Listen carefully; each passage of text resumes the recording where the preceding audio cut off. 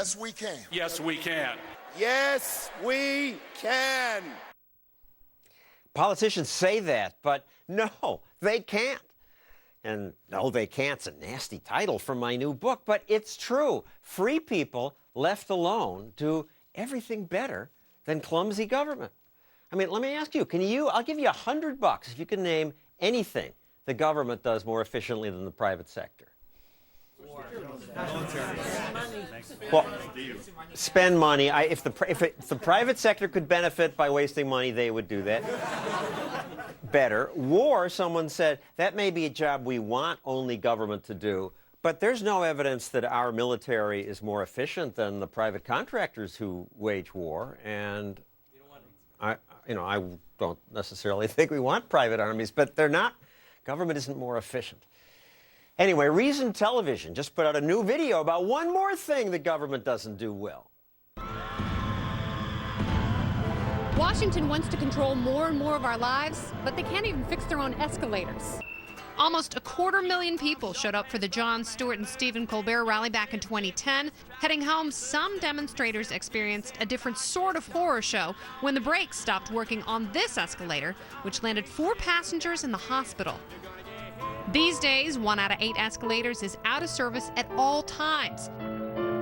Really irritating, especially when you're wearing heels in the morning and rushing to work. This is horrible. I've seen people that were supposed to be working on an escalator sleeping on the job. And people want more government. We're joined now by Kennedy, former MTV VJ, who was the reporter on that video, and Nick Gillespie, who runs Reason TV. So, what'd you learn? What did we learn? Yeah. It's horrible. If you want to see private escalators working well, go to a mall. Yeah. If you want to see government-run escalators working poorly, don't go to D.C. because you'll probably land in the hospital. D.C. is a city of museums, and its greatest museum is the Museum of Broken Escalators. You can't get away from it, and they're talking about taking 8.5 months to replace over 500 escalators. You talk to anybody there, and they're figuring 8.5 months is a lowball estimate. It's going to be much longer than that. So you've looked at this for a while. Why do these things happen in government?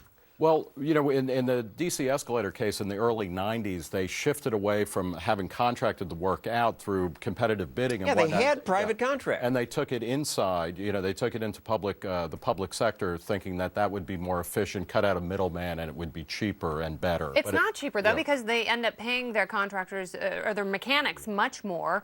They're not sufficiently trained, and there are too many of them. There are 4 escalators or elevators per 1 mechanic. I mean, it's a ridiculous ratio. And they say, from within the ranks that didn't speak to us on camera, 10% of the workforce does 100% of the labor, and the 90% are just slacking off. Whereas in the private sector, 25% are doing all the work, while 75% are slacking. Yeah, that's a good point. We don't say the private sector's perfect, but it's just better.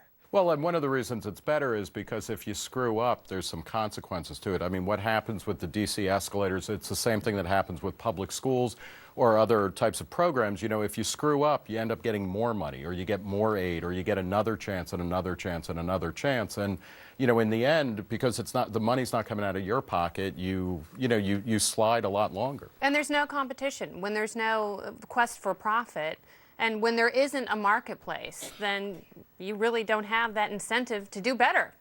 And you tried to confront the D.C. officials about that, and? They were mum. So there are other examples of this. Road building. Road building is a kind of socialized, centralized mess. And right now, every city, every state, the federal government is out of money.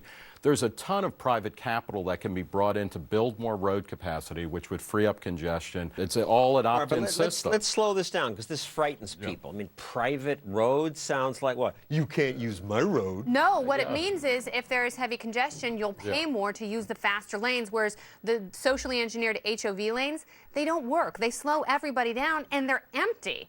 It's really ridiculous, but you look at the 91 freeway in Southern California, and you'll pay anywhere from $1.50 to $9. If you want to go fast. If you want to go faster. And for people who have jobs where they make actual money, it's nice to get there on time. Well, and this is the whole point, is that it isn't even exclusive. It adds to your options. So, you know, those moments when you need to go fast, you'll pay extra to get there. I mean, it's just-in-time pricing.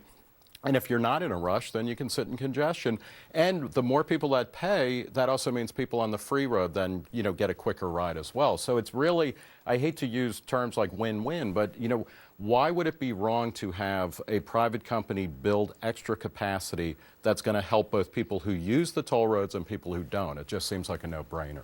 Let's use words like win-win. That's what it's what capitalism and by the way, does. taxpayer money not used to build the freeway that we're talking about.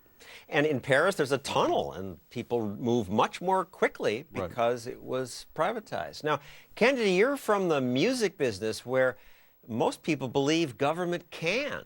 So how did you come to understand that, no, they can't? Well, it's really interesting because for a lot of libertarians, we knew we were libertarians before we heard the word or knew what it meant.